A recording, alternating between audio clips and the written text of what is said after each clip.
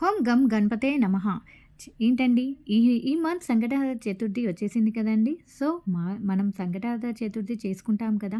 మా టెంపుల్‌లో every month Sankatahara Chaturthi మంచిగా చాలా బాగా చేస్తారు. దేవుడికి చాలా భక్తితో పూజలు చేస్తారని చెప్పాను కదండీ!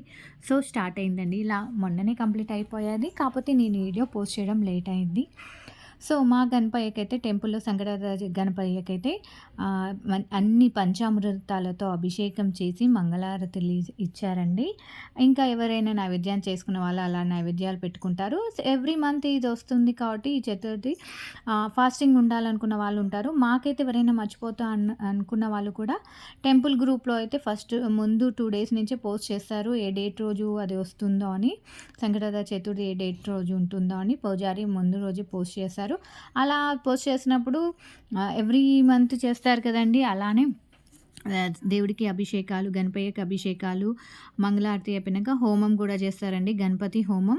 సో, మనం ఎవరైనా ఫాస్టింగ్ ఉన్నా, లేకున్నా మనకి హోమం చేపించుకోవాలనుకున్నా కూడా హ్యాపీగా ఎవ్రీ మంత్ ఉంటుంది కాబట్టి గణపతి హోమం చేయించుకోవచ్చండి.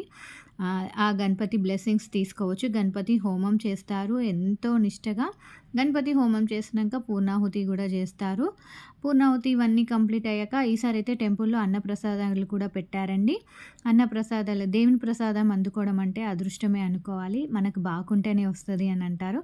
నేనైతే అలా ఫీల్ అవుతాను. మిగతా వాళ్ళ గురించి నాకు తెలియదు. ఏదైనా గాడ్ బ్లెస్సింగ్స్ ఉండాలండి.